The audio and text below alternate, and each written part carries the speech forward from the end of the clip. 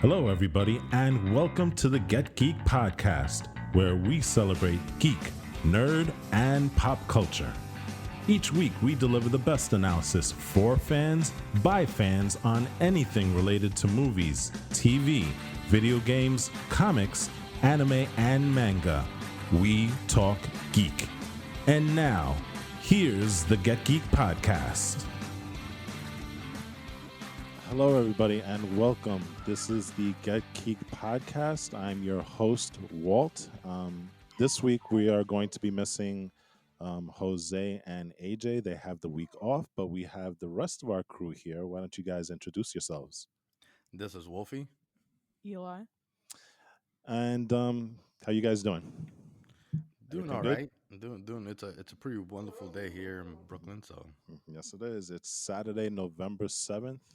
Um, and so normally this is the part where, we go through our maintenance bit where, we ask you guys to subscribe, rate, and review. And, we talk about how we're remote recording because of the pandemic and, just to bear with us. But um, given the fact that it is Saturday, November 7th, and, we are recording here in the United States, and um, as you well know, we are undergoing a very heightened election that was made a little bit difficult because of the coronavirus pandemic. But we did get news today that a lot of the news media outlets were projecting that Joseph Biden and Kamala Harris will be the next president elect and vice president of these United States. And so it is rather a momentous occasion here, and I felt that it'd be remiss if I didn't say something. So please, guys, we are going to get into the main topic, which will be the Mandalorian season 2, chapter 10, right? I think it is. And yeah, yeah, chapter 10, and because and they're we're just also going in sequential order from the first season by chapters. right. And we also are going to talk about the upcoming Xbox Series X and the PlayStation 5 release, which comes out next week, right? I think Tuesday and Thursday are the dates, if I remember correctly. I think so. Let me find out. But like I said, I felt that you know, I had to say something because this is a very divisive election. We've undergone a very stressful 4 years, and I'm not going to get political on this. I'm not going to talk about policies. I'm specifically going to just talk about the rhetoric and the mood of the country. And so we've had a president, and listen, if I wish he was a president that spoke on policies, because some of the policies that he did have were actually pretty decent. But I think the problem that many people here had was just the rhetoric that he had, and the divisiveness and the divisive nature of the way that he spoke and treated other people. And it seemed very um, it divided our country into. And so on election night, there was we knew that this election was going to be different just because of the fact that we had mail-in ballots. That was going to be a big thing, and the messaging behind it kind of made sense that Republicans, by and large, would be voting day of the election, and the Democrats, just again because of the messaging that was done by both parties, or rather by the president and the Democratic Party, was that you know the Republicans said that there could be fraud, that it wasn't, a safe way of doing it. Whereas the Democrats were saying, vote, do your democratic duty, vote if you want to vote through mail because you're concerned about the pandemic, which are valid concerns, then vote that way. So we knew that mail in ballots were going to come in heavily Democratic. I gotta say, and this is me personally, and this is not the opinions of the entire podcast. This is just my personal opinion. Um, when the election occurred, and it was election night, and everything was sort of looking that Donald Trump was going to be reelected again, not counting the mail-in ballots at that point. there was a little disappointment on my part because I was looking for, you know, a sense of the American people saying no to the racism, no to the xenophobia, no to, these American the anti-American speech that I felt was coming from the president. And again, I wish that he had spoken more to policies because I think if that was the case, then maybe we wouldn't be in this position of the divisiveness of the country. But as the election, continued and the counting continued, thankfully, we did count most of our votes, and it still continues to this point. At the time that we're recording this podcast, it became clear that there was going to be a change in America. And so for me right now, after the roller coaster of these last couple of days, I'm feeling hopeful. I'm feeling a sense of relief. And again, it still pains me to know that almost half of the country was fine with the rhetoric of, the president of the United States, the incumbent president. But I find comfort in the fact that more than half of the people are saying no and are looking for a change. And I think Joe Biden, and again, my personal opinion, I think Joe Biden is a good candidate here because he seems to be very bipartisan in the way he approaches things. I don't think that he's going to lean toward these far left policies that, um, frankly, some Republicans are a little concerned about. And I think what's going to happen, and this is what I hope, is that we're going to see a change in the way the politics in our country is done. And I hope, and this is not only for Republicans, but I hope for Democrats also, that we step away from the bipartisanship and we step away from the divisive nature of politics right now. And we start embracing the fact that it's not Democrats and Republicans, it's Americans. And I hope that this is a call not only to the politicians, but to us ourselves. And I understand that a lot of our listenership, they may not be from America, but this is a call for civility in general. We will have our differences. We will have our conflicts of opinions. But the point is, we have to show civility in the way we speak. And we have to be able to have these discussions without name calling, without hatred, without listening.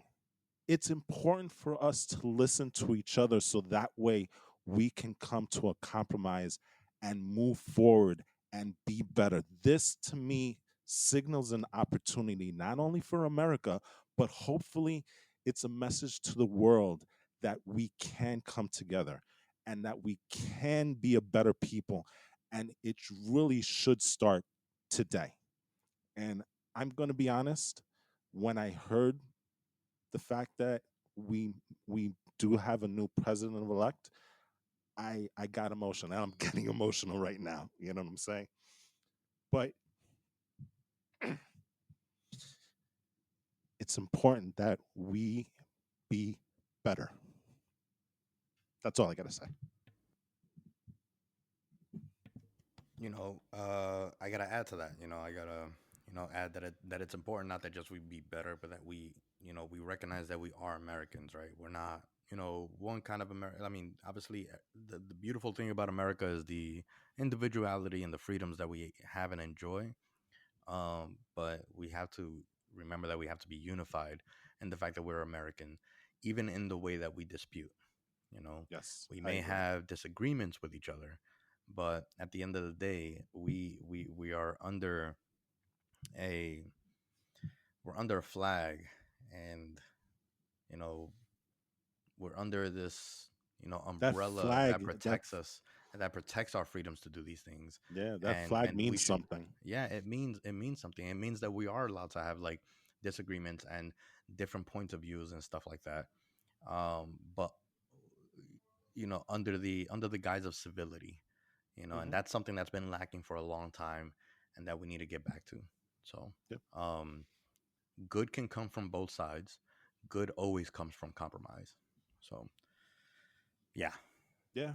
I mean, I think that's all we have to say. And like I said, it's not a political statement. It's just a statement of let's come together as not only Americans, but as a people yeah, united going yeah. forward.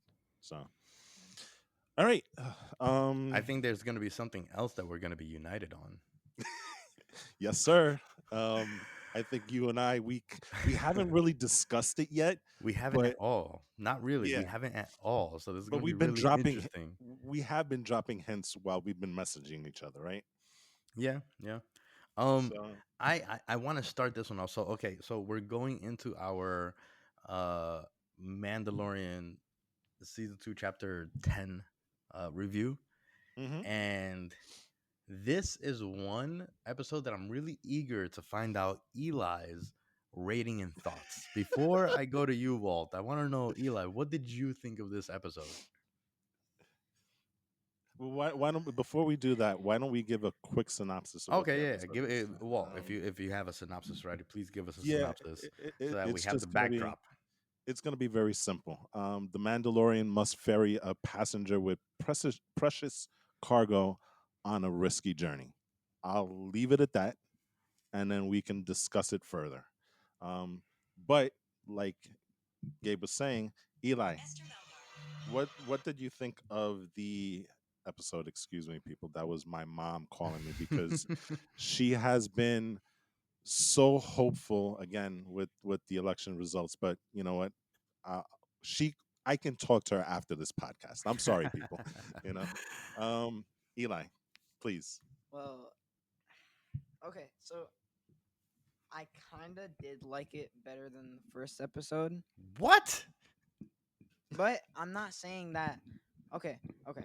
When I say that, I feel like they did the second episode awesomely, except it was a filler episode, and that should have after AJ we me and AJ talked very briefly on it, but he said that it should be in the middle of the season, and you know what? I happen to agree with that. But Okay, I mean, yeah. even still, there are a little bit weird stuff, but whatever. It's just small little details that I didn't like, and Okay. that's basically it. Okay. Walt, your thoughts and opinions on the episode before we get into like actual like you know deep A deep dive dive and stuff. on something of not too much substance. Hey, Shallow dive. We're gonna go into a shallow dive. there you go. You know, we're jumping into a pool that only has half water in it, right? We're jumping into a kiddie pool. Exactly. Um, so it's interesting to note that, and this is the thing that caught my eye after the episode. This was an episode that was directed by Peyton Reed, and so for fans of the MCU, you should know that name. But if you don't, he's the guy that directed and helmed the two Ant-Man movies, and so afterwards, for me, it made sense because it was a comedic episode, you know, and Mm-hmm. and the Yeah. Ant-Man movies and this is going to be an interesting analogy, but the Ant-Man movies aren't the most they're semi shallow, but they're very fun. And that's how I felt about this episode. It was short on substance, but it was a fun episode. The frustration that I have and I continue to have with the Mandalorian, and it extends to season 1 and now we're seeing it in season 2, is this continued use of filler episodes. Now, for me, filler episodes make sense if you're talking about network TV because you're looking at, you know, a season that conceivably is usually about 23 episodes. So story wise, it dictates that you're going to have to step away from the story a bit, you know, to give time for the writers to enable to extend that story for 23 episodes. The Mandalorian is an 8 episode season. I don't see the reason why you need to continue to use filler episodes when the story episodes, as we've seen in season 1, are great. Why Mhm. is it that we don't have enough story to tell to fill an 8 episode season? I don't get it. Um, and at least you can say the first episode had some elements of the story. This second episode was literally, and Gabe, maybe you can appreciate this, given both you and I love this game. It felt like side quests on Ghosts of Tsushima as opposed to the main storyline for Jin. Nah, I wouldn't even go that far because the side quests on Ghost of Tsushima, That's true. like help and that's what makes Ghost of Tsushima such a great game because the side quests elevate the actual That's main true. story. So maybe So it's that's important. a Um, GTA side quest then. yes, it's a, You it's a, know, Yeah. it's a meaningless side quest. You know what I it mean? really So is, and that's the frustrating thing. The thing that I had it. I enjoyed the episode on its face, but I don't understand how it this episode blends into the grander scheme of the season. I'm gonna give my opinion now. I kind of echo a lot of what you're saying. And I think that like we foreshadowed each other in what it is, but and what we thought we were gonna think of the episodes. However, um, I disagree with you on one little thing, right? So like one thing is that like this I would say this of all episodes was a filler episode, right? And the reason I call it a filler episode is because if I make a callback to Dragon Ball Z or Naruto, filler episodes on those shows are literally episodes that have not just don't have anything to do with the story, have nothing to do with like anything. They're literally just there to fill the time slot, which is why it's called filler Hmm. episode, right? Hmm. This did that, right? This didn't have an iota um of of of of story building, had no connection to the story. The only connection to the overall story of the entire of the season, what it seems to be, is Mando looking for more Mandalorians. Right.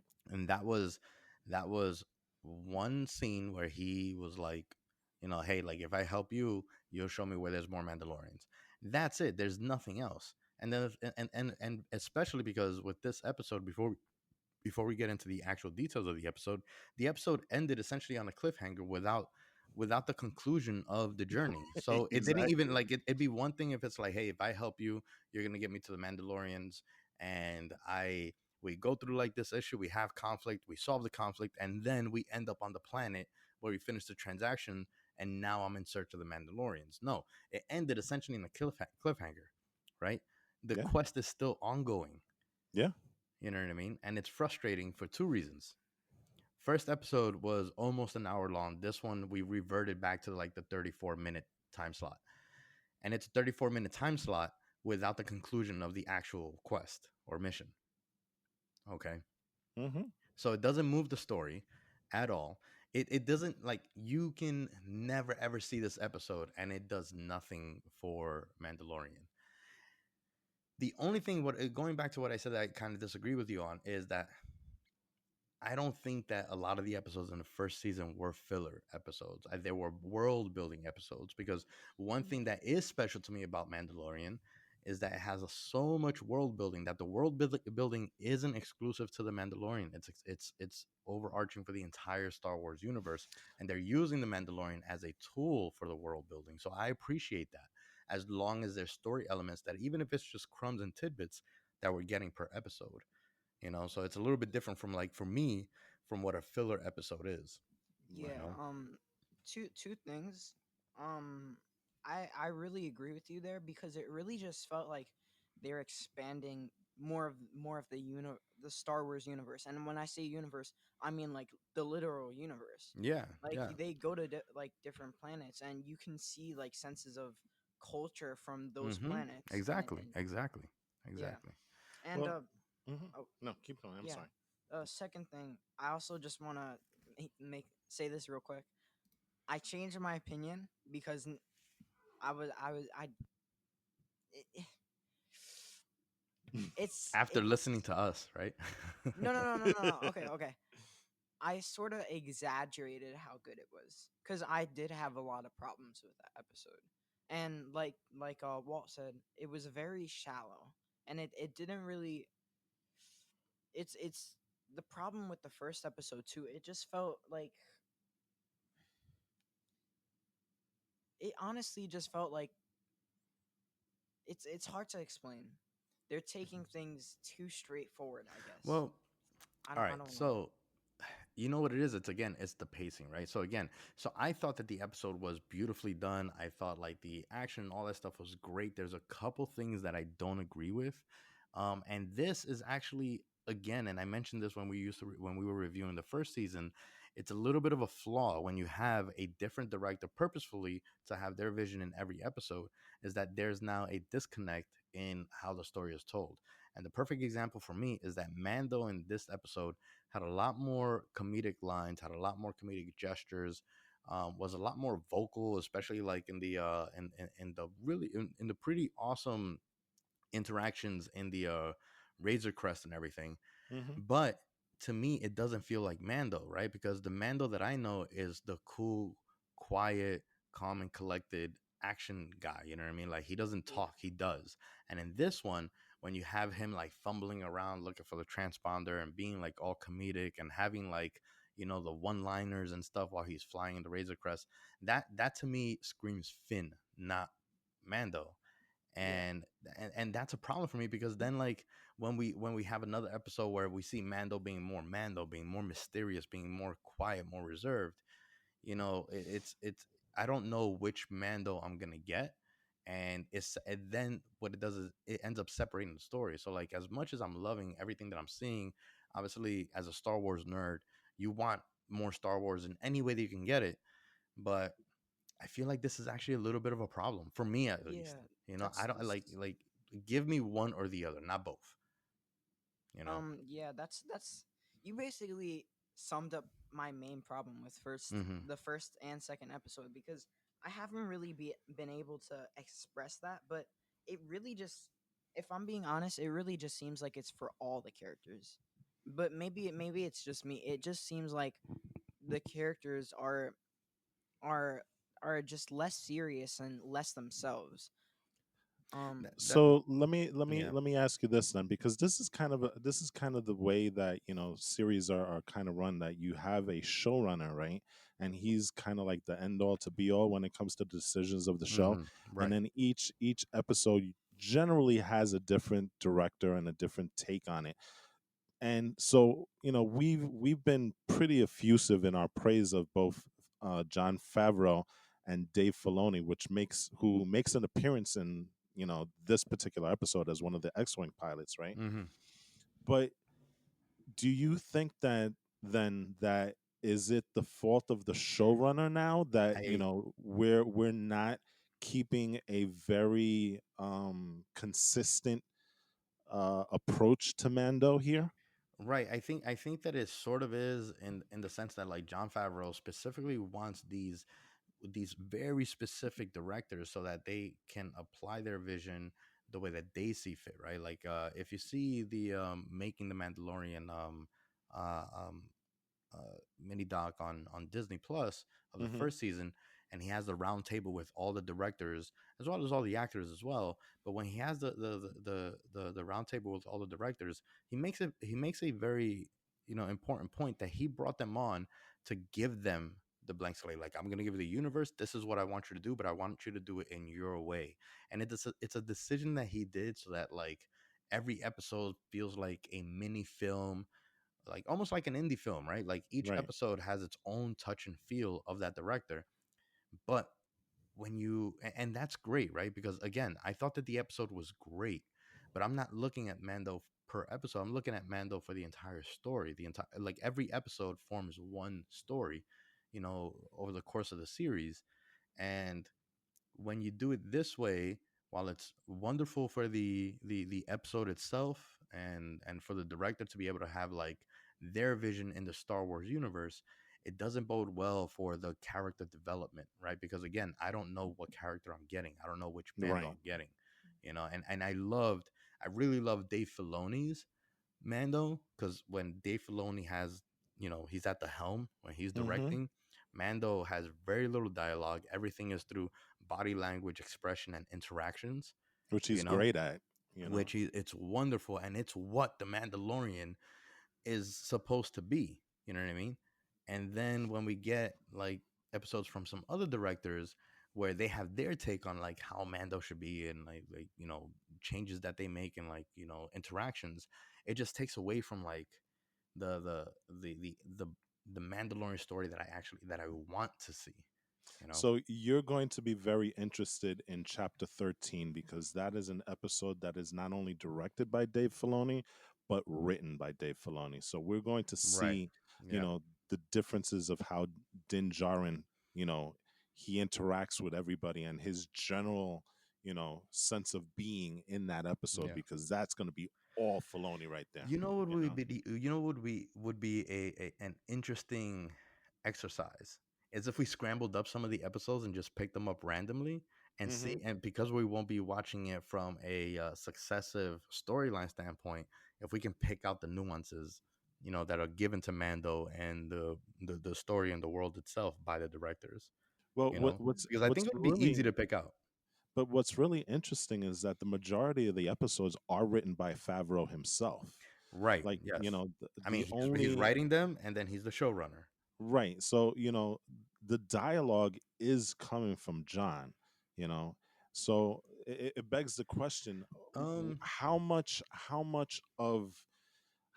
input does the director have to make changes to the script that Favreau is giving him? Well, all right. Because I So think in this season, Favreau writes every episode except two. The one that's written by Filoni, and then there's another one that's written by Rick Famuyiwa.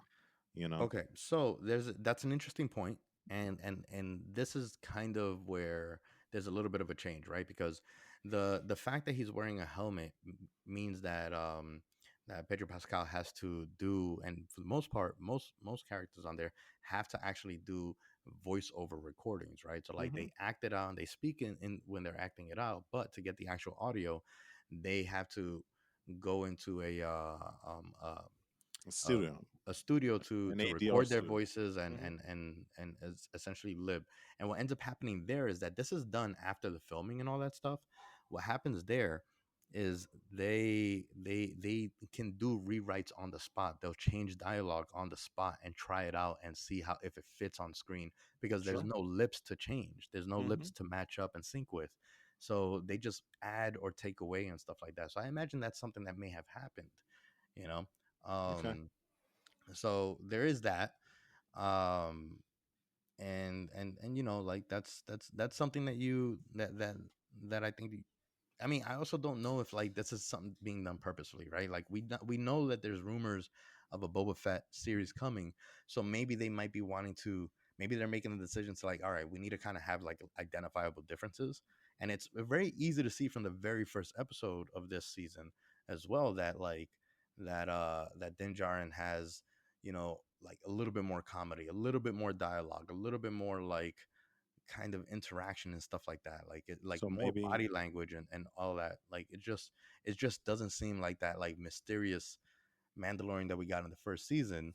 Hmm. And you know maybe they're doing that in order to contrast Mando Din Djarin with Boba Fett, who's already made an appearance and we're waiting for. And he's generally depicted as being very stoic and very, Yeah, you know, he's just a man we're of talking about Boba, right? very few. Yes, Yeah, a man of very few exactly. words. Yeah, because So he's the man. let me He's ask. he's cool like that. Okay, listen. You know what? You can agree with this. Come on, you can On agree with that. today, I am not going to get into that. I You will. can I will. agree with. You're gonna I tell will me. Hold on, hold on, hold concede. on, I Walt. will Hold on, concede the point to you Walt, because I'm Walt, feeling very magnanimous today, and I'm feeling very Walt. You're hopeful. gonna tell me that it's not the coolest thing in the world. I mean, that's what makes Batman cool. Batman You know what has I a mean? lot of reasons to be cool, man. That's Boba one of the Fett. things that make him cool. Come on, you have to admit Listen, that like one of the coolest things about like anti-heroes and heroes themselves is when they just like are stoic and just like observant and menacing. so just to give our listeners a window into the world of the Get Geek podcast, Come on. me and Gabe have been interlocked in this eternal struggle between who's cooler, Darth Maul or the character that now is known as Maul, and Boba Fett. And we give it to each other pretty good, right? We get into it pretty I'm good. not I'm not asking you I'm not Respectfully, right? asking you to get into Boba Fett's camp. No, no, Okay, no, no. even though I you I sort know of that, are by watching The Mandalorian. I'm asking you, I'm just asking you to agree but that he but exudes cool. that's what I'm saying. As much of a free spirited conversation that you and I have about Maul and Fett, technically, and I think you know this deep down, a lot of the ribbing that I do is just for play, and I do Right? No, no, no, concede of the course, fact of that course. Boba Fett is kind of cool, but I'm never gonna tell you that to your face. I'll say it now because we're remote and I can always take it back, right? You can't take it But back. We're recording. This is I literally y- this is a tr- recorded. that is true, but given This the has been fact that recorded in history. You can no that longer is take it back. That's it. no, no, but I'm gonna put this clip up on our IG as this week's audiogram. Thank I you. I Moving along do now. Moving along. I do have control of both audio recordings and the Instagram account. It could very easily be deleted and somehow end up in a river somewhere. Moving but that along. but that being said, so let me ask you this question then. Yeah. Are you surprised that we did not see Boba Fett in this week's I episode? am Are you surprised and not disappointed? surprised.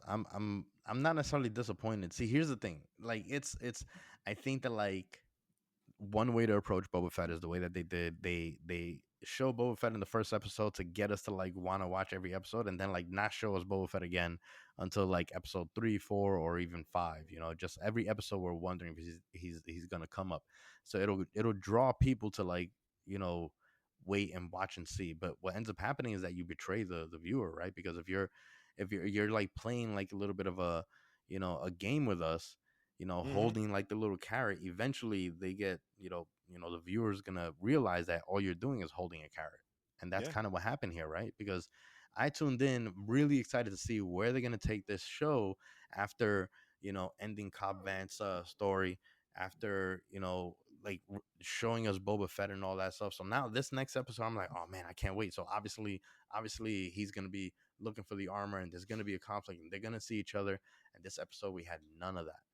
And that goes to my issue with like, if the episode was unnecessary, then what was the point in like closing so many loopholes and revealing so many things in that very first episode? Because instead of doing this second episode, they could have then, yeah, just shown Cobb Vanth. Then in the first episode, like, reveal him, reveal some conflict. And then in the second episode, complete that. You could have made the first episode into 2 episodes. You yeah. know what I mean? And again, Uh, it's a betrayal of the fact that it's only an 8 episode season. Right. Eli, you were about to say something? Well, actually, I think they have reason to not add Boba Fett. Yet, just yet. I think it's best that they add him right. Don't get mad. Episode 4. And the reason I say that is because of a little moment that I was a bit surprised at, but during when I think what was the frog lady, Yeah. she did the robot thingy, uh, Yes, she used the robot from the first season and then to translate. she started talking about what how this is you're not following your Mandalorian code. So I happen to think that they're gonna go along with um my prediction from last season on this season. Um, I happen to believe that Mandalorian won't be an enemy with Boba Fett, because you can obviously see that Boba Fett isn't necessarily a Mandalorian, he's a bounty hunter. So I think that the Mandalorian is striving farther away from being a Mandalorian and to being a bounty hunter. But even still, one problem with that is that why? Why exactly? There's no cause for that. I'm That's a very interesting point that you just made, and Gabe, please don't kill me for saying this, right? I won't. I won't. But it's a very interesting thing that you said, because so far what we know of Boba Fett is that he is a bounty hunter. We don't know specifically whether he follows Mandalorian code or not. And Gabe, I guess I'm you gonna could kill you. agree with me on that. But can we agree on that? We don't necessarily know from the very limited time that we've seen Boba Fett whether he does follow Mandalorian code or not. And All right. it's I'm gonna. I'm interesting gonna. that I'm gonna. I have to interrupt you. Okay. Okay, but let me just make this really quick Okay. point. Okay. Okay. Um, Okay. Okay. Okay. Okay. Okay. Okay. Okay. yeah, Okay. because I know you're dying to jump in here, and so that's why I'm saying it. Let me just make this real quick point, and then you can go on your rant about how Boba Fett is Mandalorian and Mando is Mandalorian, and screw you, you don't know what you're talking about. But I will say this: I do find that there might be a conflict, actually, Eli, because of the way you said it, because Mando is shown to be beholden to that Mandalorian code. And it's brought out in this episode. And I wonder if this is going to be like, kind of like foreshadowing for the rest of the season, because his approach to the code was called into question by that frog lady. Now, what happens? And again, this is theoretical, but what happens if Boba Fett shows up on the scene asking for his armor, and Mando refuses to give it to him because he sees and he's heard of the stories of Boba Fett, the bounty hunter, not Boba Fett, the Mandalorian. And like again, this is purely speculative, and I'm just basing it on the fact that in Empire Strikes Back, in Return of the Jedi, which is really the only two instances that we have in canon per se, they've never really fleshed out the fact that he's Mandalorian. They've always mentioned him as a bounty hunter. So, Gabe, the next 20 minutes are all yours. It's not gonna take me 20 minutes. It's very simple. They are pretty much following canon. They're pretty much following the expanded universe as canon. You know what I mean? They didn't come up with a different story. At least it's perceived, right? But like they didn't come up Right. with a different story for how like his armor exists. They didn't come up with a different story of how Boba Fett might have escaped. And I know that we haven't gotten that story yet, but it's pretty visible that they're following canon because it is the Jawas that end up finding his in the books. It is the Jawas that end up finding his armor.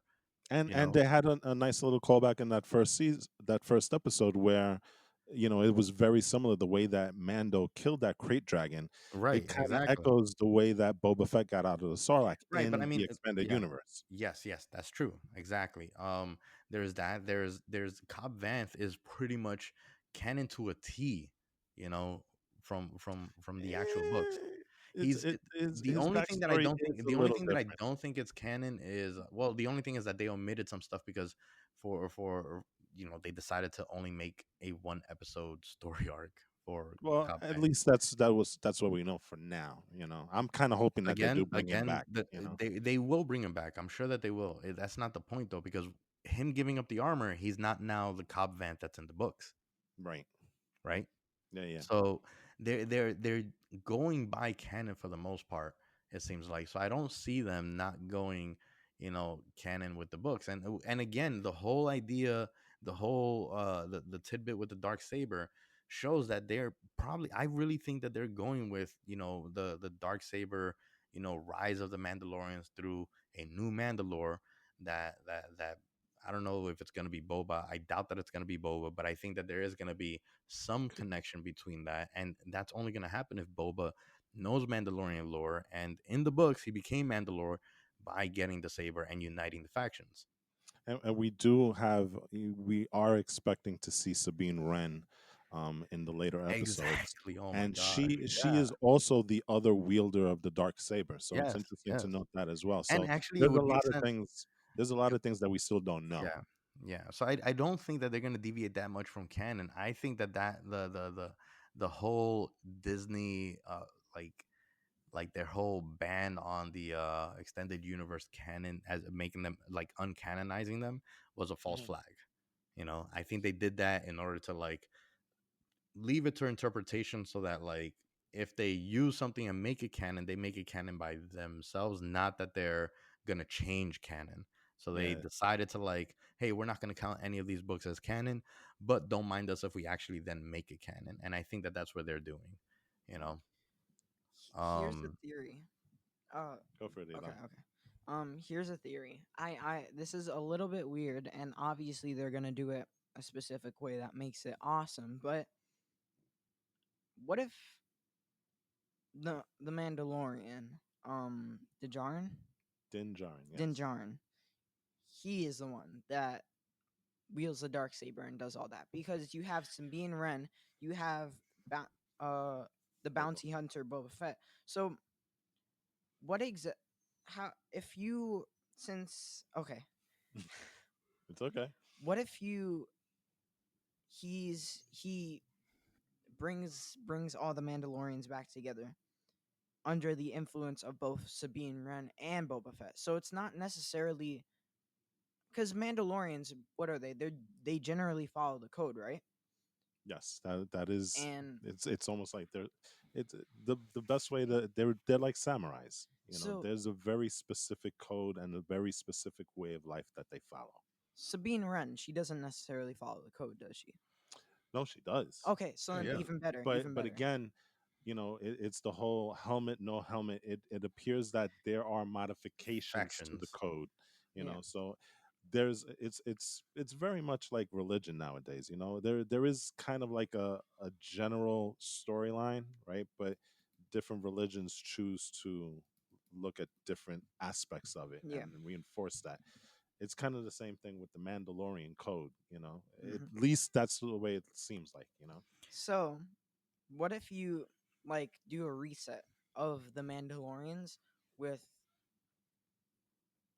not necessarily following the same code, but I'm just going to say it.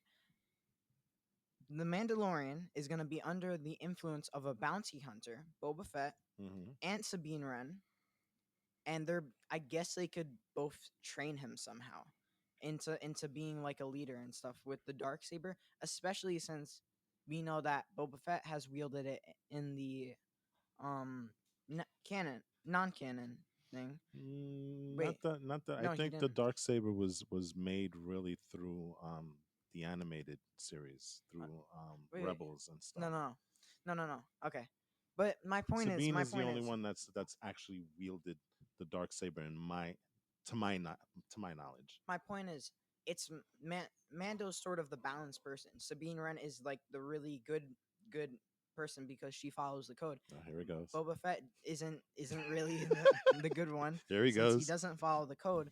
But you put that both together, you have something that's balanced, and that's generally what makes a good leader. So I think that if he's under the influence of both of them, he's gonna be the one.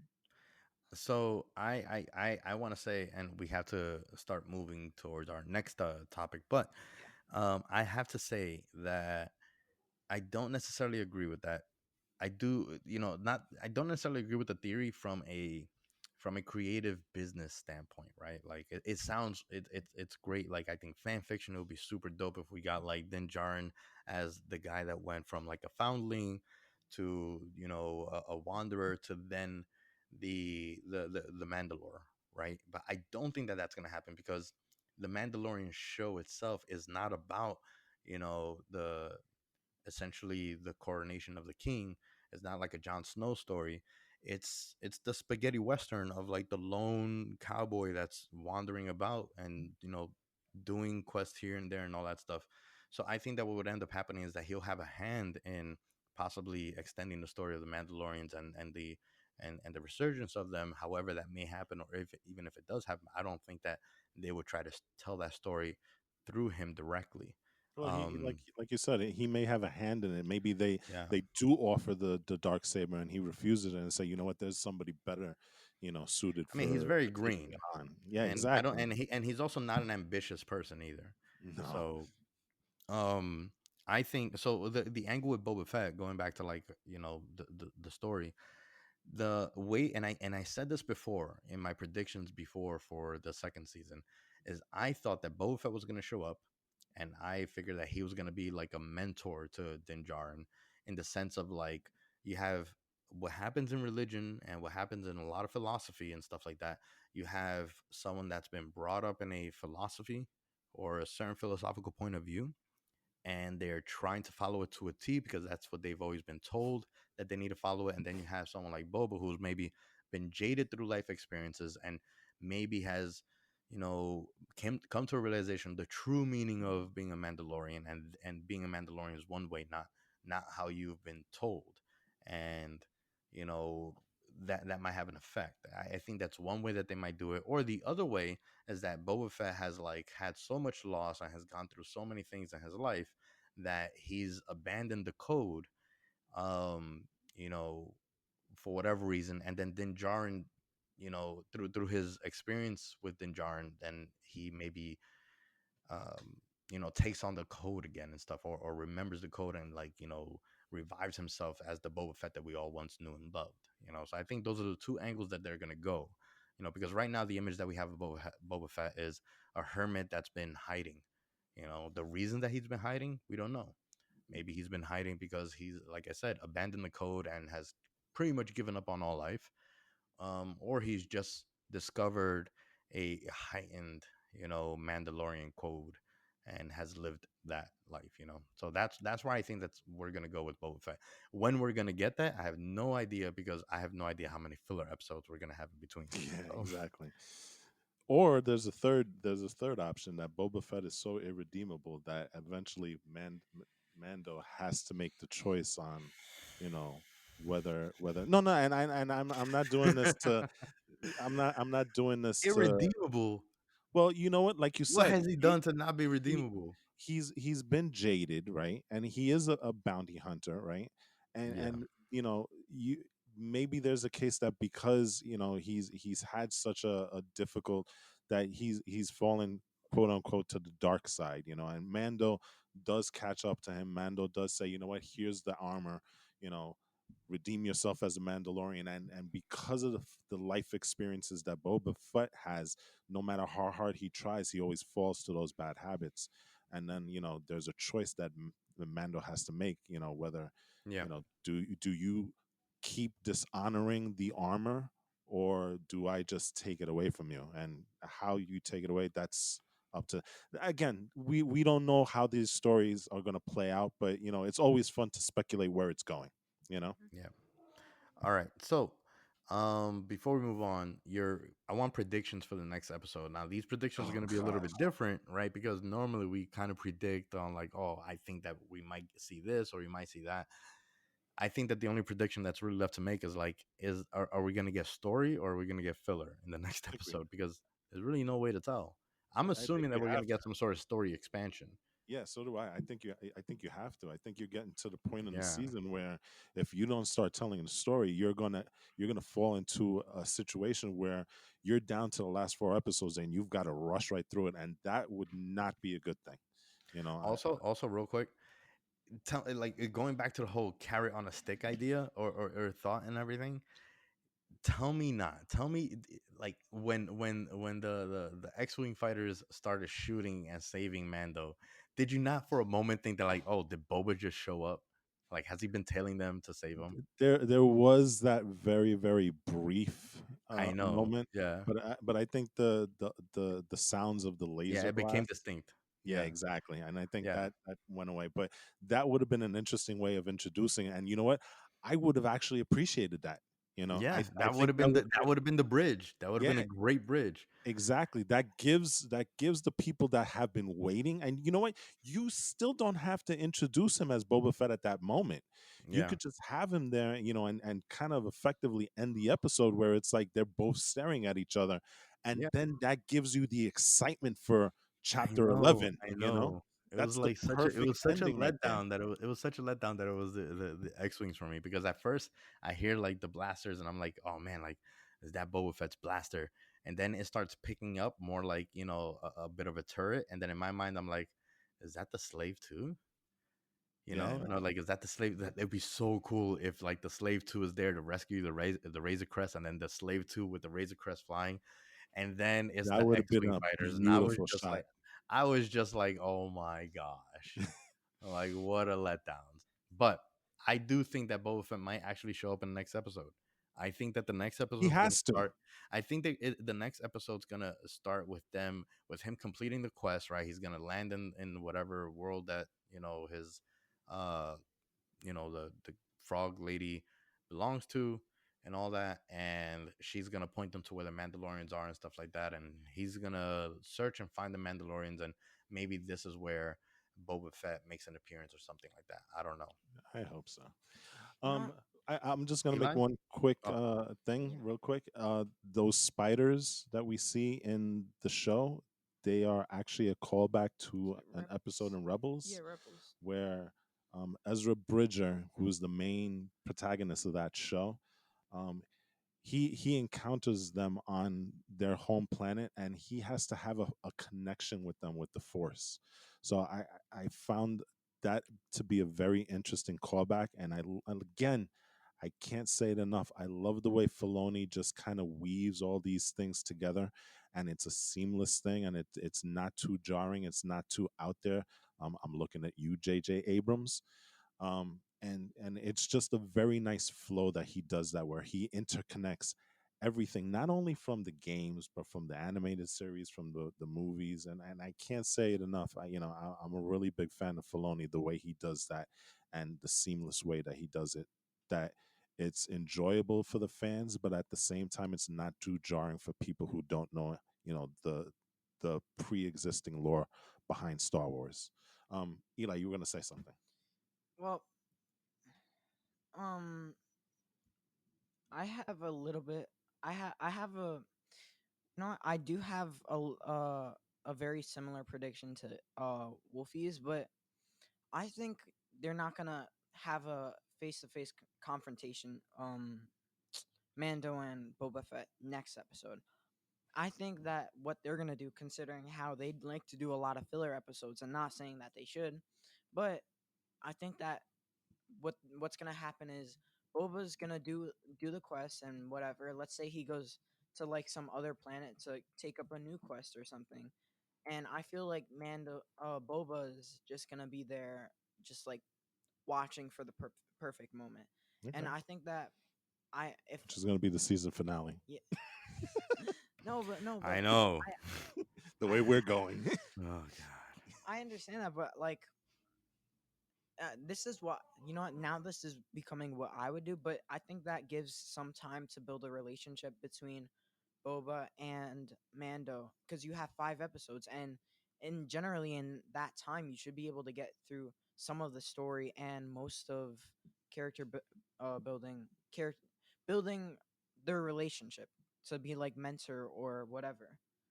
Okay. All right. Quick fact check. Ezra did not encounter those spiders on Lothal. He encountered them on another planet called Adelon or something like that.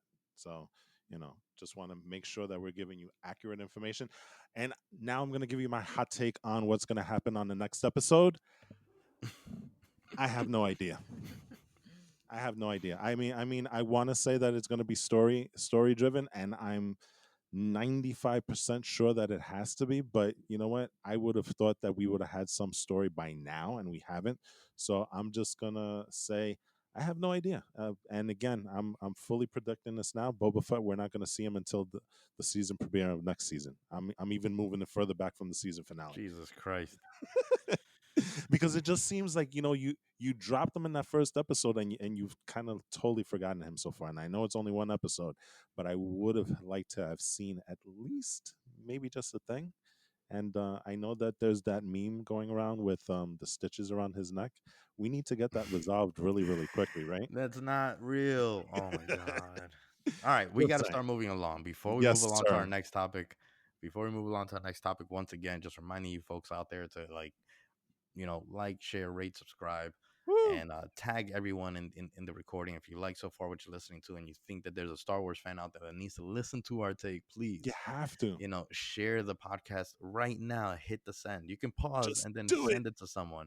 Just Okay. do it. And also send it to people that might be into video games, because we're going to talk about Xbox and PlayStation, Sony and Microsoft coming up right now. So, that being said, Sony drops the PS5 on Thursday, which is November 12th, and Microsoft gets 2 days early, to a little bit of a head start. They dropped their Xbox Series X and Series S.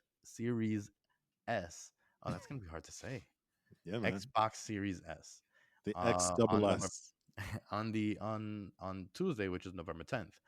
Now, there's been a lot of stuff. We've already had like a little bit of we've spoken already about the two consoles. We've had a little bit underwhelming kind of reveal from, I think, both parties. I think Sony had the better reveal as far as like the games and stuff like that. Hmm. But since then, there's been a lot of reviews out there. There's been a lot of information out there on the on first impressions on the consoles, and Microsoft has made a lot of moves since then that makes adopting the Xbox, a little bit more enticing now.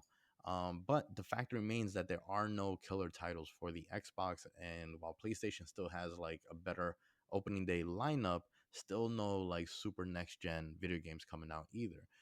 So, guys, what are your first impressions of so far, or rather, not first impressions, but what are your impressions now? Are you guys more excited, either of you guys, to adopt any of the consoles? Has any of the information that has come out made you more excited? And you know, um, yeah, yeah. Talk to me. Tell me what you think, Eli. What do you think? Are you more or less excited for the console wars? Well, no, but yes. What? There you See, go. see, you already know this. I'm a really big fan of Minecraft, so that's generally one of the big things for me. Um, and I like to play Minecraft on Xbox because it just feels better it to do it on Xbox. Other than that, there's nothing really since Minecraft has ray tracing. I'm excited to get that for Xbox One X. But other than that, I'm not excited for anything else. Literally every other game except for like maybe the Miles Morales game, they're really just not that exciting. So Right, and I no. understand that. That's why I said like the opening lineup is a little bit Yeah. underwhelming, but I was wondering, like, again, like any tidbits of like the actual performance of the consoles and stuff. Has any of that like piqued your interest at all? No, not at all. Really? Nothing. Okay, Yeah. okay. It's Walt, what about you? Well, I was just looking at the reviews on IGN for both the consoles, and it's interesting because they both have them rated at the number 8 out of 10. So it's kind of like a dead push in IGN's view. Mm-hmm. This is going to be one of these things where it's classic, hardware versus software. The argument that you have for a lot of things, right? And it's clear to me that I think software side, you're probably looking at the Xbox taking the crown there, and hardware side. What I find interesting is that the Xbox, while it's supposed to be the more powerful of the two consoles, it does look like the PlayStation 5 has more innovative, things about the console itself. I mean, I've heard a lot of really, really great reviews on the controller itself. And not for nothing, you might say, oh, well, it's just a controller, but that's how you interact with the console. And if you have a bad experience with the controller, do you really want to pick it up again? I mean, I think that's one of the things that kind of not necessarily makes or break a console, but if you find creative ways of using a controller, and I always look at the Dreamcast and how the Dreamcast had that memory card that had that little Yeah, screen that yeah. kind of changed the way you played with things. I look at it in the same way with this thing, and they said that the PlayStation 5, the controller is transcendent. It's totally different. So I am gonna say this. I'm a little bit more excited about the consoles, I guess, because we're closer to release day. But I still think that I'm going to be waiting. I don't think I'm going to be rushing out to get anything because, again, there's that dearth of really high quality titles. And the interesting thing is, a lot of the titles are going to be available on the current gen right now. Like there's nothing really out there that would make me run out and get a new console if I know I can play it on my old stuff. Um and that also kind of begs the question, do you think that maybe these consoles could have been held back a little bit just so that you have something to kind of marry it to one of these AAA titles that like a Halo or a God of Right. War or something like that. You wonder if maybe, especially with the pandemic going on, and I hate to say it, but there's a lot of people that are not looking at luxury items. They're not going to run out, at least in my opinion, they're not going to run out to, the store in Christmas to put down money on a $500 console when they're having difficulty putting food on the table. I don't. I think maybe that's a missed opportunity, that maybe you could have held back these consoles and then married the release with one of these big titles. I think maybe Maybe, you push it but out a little bit more. But like I said, right now for me, I am excited, and I think I'm leaning more toward the Xbox right now just because of how they're doing, Game Pass, and, all the announcements, with Bethesda and all these game studios that are going under their umbrella. But again, there's really, before, there used to be one of these things where it's like, okay, I got to get this console because of this game. You don't have the same argument with this release, these right. set of releases right now. Right. So that's where I think that like is the story of this console war, right? It's Hmm. not about the software, and I don't think that like the issue is that when it comes to consoles, it has been tradition to release it for Christmas because Of that course. the holiday season, just Of because of the course. holiday sales, and even though like there may be less sales now because of COVID and all that stuff going on, I think it's still the best time to release it. You know what I mean? Just because Hmm. of like the fervor of sales, um the whole idea of Christmas shopping and all that stuff. um but the story itself is going to be in the fact that there is no killer software for either console, which is what I think Microsoft is banking on. Microsoft, I think, is going to bank. Sony is banking on their name recognition and history, right? Hmm. Microsoft is banking on all the features that they're going to be able to provide on day one, regardless of the software. They're going to be able to provide, all this backwards compatibility where the games play so much better, right? So like, not only do they play so much better and you have a much better experience, they look better. They look a little bit more next gen. You know what Yeah. I mean? And you have the So the library available all the way to the original Xbox, exactly. which is So amazing. exactly. So for example, let's say you're a Sony guy that has always been or a PlayStation guy. You've always been PlayStation, or maybe a Switch guy. You've always been Switch, and you kind of want to maybe check out an Xbox. This is the one to check out because this Xbox Series X is not just the launch titles that it's coming out with now. It's every single game, or a vast majority of games going to the very first Xbox. You know what I'm saying? So even the Hmm. Nintendo Switch doesn't have backwards compatibility with anything. They have to be ported over. When it comes to the PlayStation 5, there's only going to be some backwards compatibility with with PS4 games, but that's going to be a slow process. Right. So getting an Xbox Series X is going to be the library of thousands of games that are now going to be upscaled on visuals, loading times, playability in every which way. And Aside from, huh? don't discount those retro gamers. Those retro gamers, that this console right here is going to be a boon for them. You know what I'm saying? Oh yeah, absolutely. Yeah, for sure. For sure. You know. Hmm. Um and I think that that's a really really important move that Microsoft has done. I think maybe Microsoft knows what's on the docket from their competitor and knew that there wasn't going to be a killer title. So they wanted to make the statement that like, hey, day one, forget about having a killer title. Sony's not going to have one either. Let's focus on over delivering on the services so that Yep. Sony can catch up on it. They're going to make this the story, right? They want to make this the console that replaces maybe your old Xbox, but also your Roku, your Apple TV, your Alexa app, whatever, your Google Home. Yeah. They want it to be the one console that does everything that the Xbox One tried to be, and Yeah. this And one seems like it's going to perfect it. that's a perfect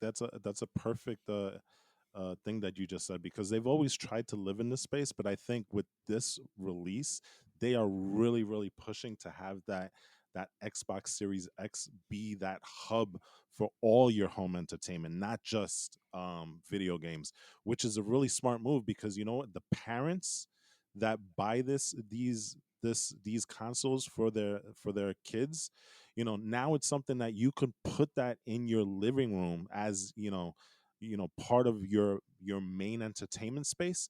And it's an easy sell, because now, it's not just a video game. Now it could be your Blu-ray player. Now it could be your Yeah, streaming device. yeah, It adds value, and I appreciate the fact that they're pushing that.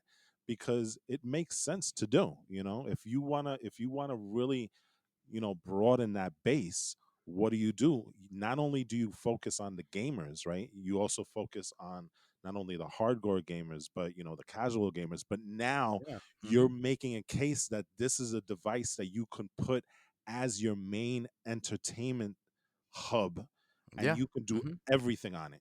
And Yeah. that's a Yep. really, really smart decision on their part.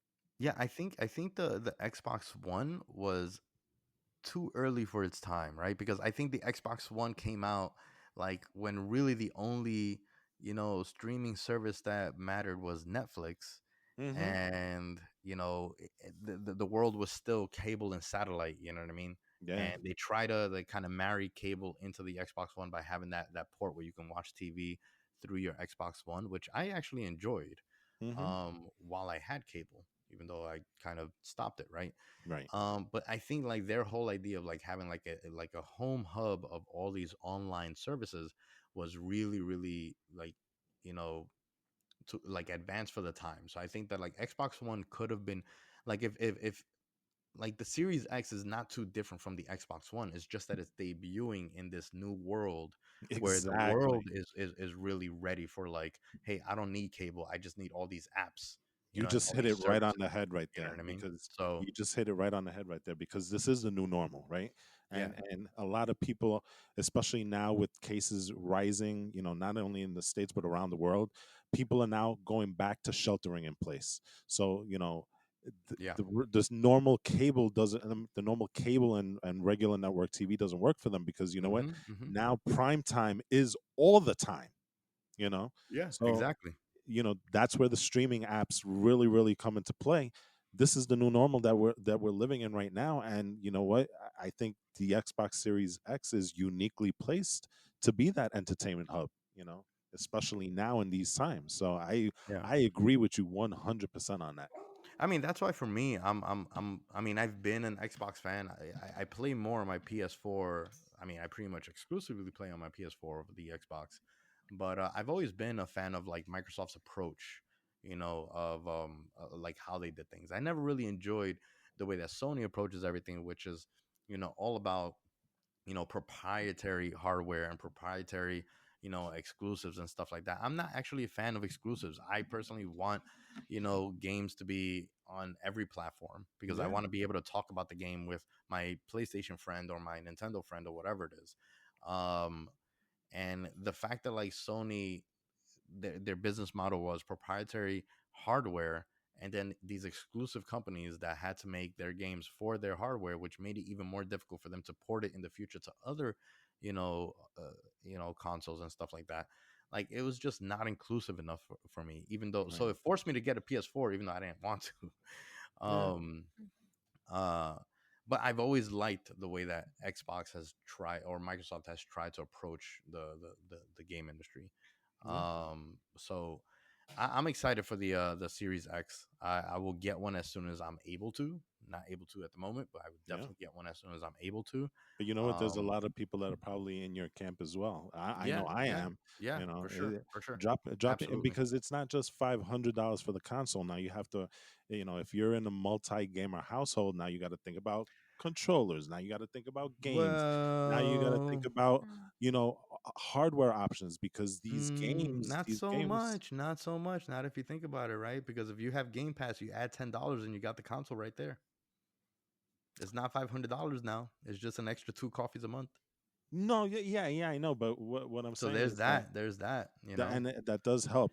But you still have to download the games, and so that's extra hardware that you have to worry about. And you know what? We're not even talking about the Series S, because I don't even think that's an option, because the Series S is I believe, if I remember correctly, the hard drive capability is much less, and you're talking about a gaming system that is not that much better than the Xbox One X. So, I think that may be an entry point for some people, but I think you're gonna have buyers regret, as the console ages, with Right. that particular Yeah. console right there.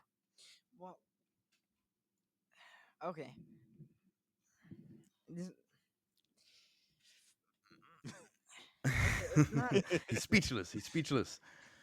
Yes, there will be buyers regret, but I literally just watched a comparison for PS4 and PS5 graphics, Hmm.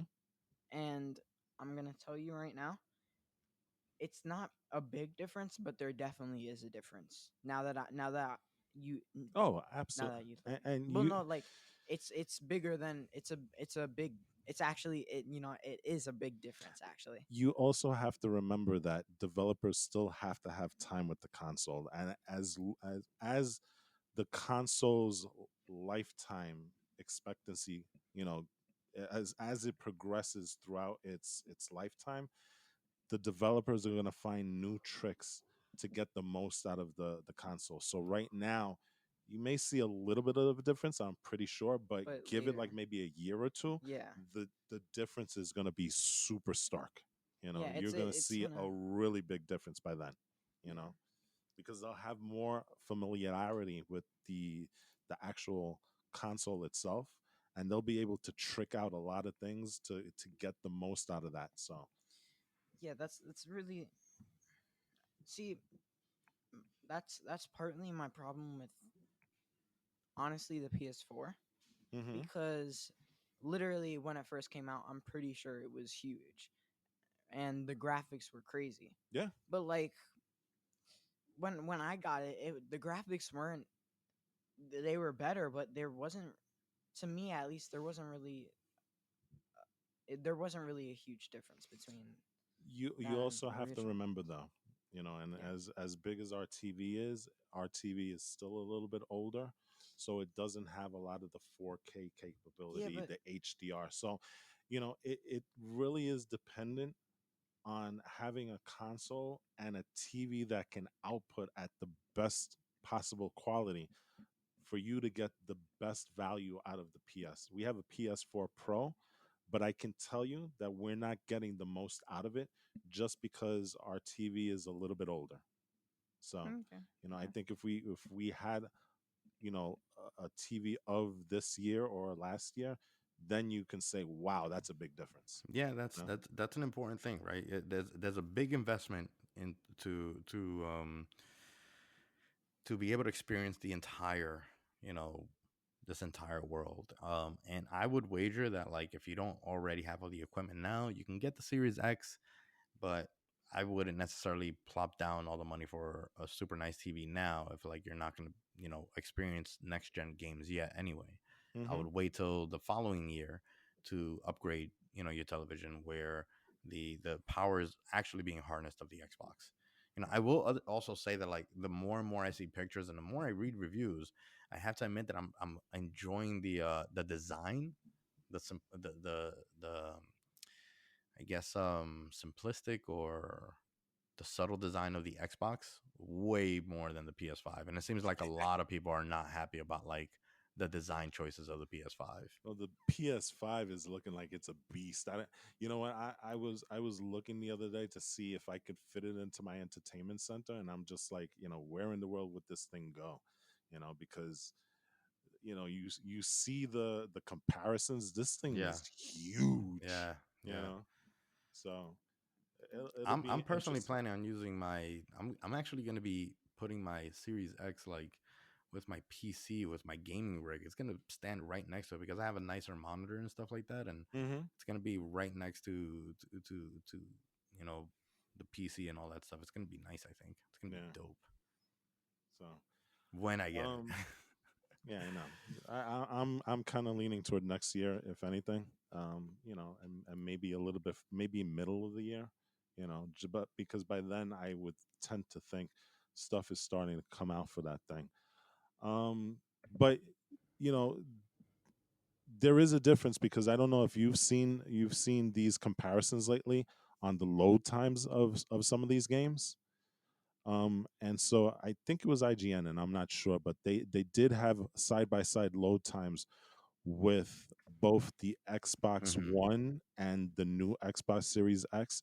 And let me tell you something, that is a stark Right. difference. Like I've been we're reading about that. yeah, you're looking at load times within the 10 to Yeah. 15-second range, whereas, you know, with the comparisons, you see that they're already in the game, and then you look at the Xbox One, and you're still waiting an extra 40 to almost 75 seconds before you get to the same place. So, you know, for all those people who hate looking at these super long load screens, Metal Gear Solid, you know, Metal Gear Solid was famous for those super long wait screens, right?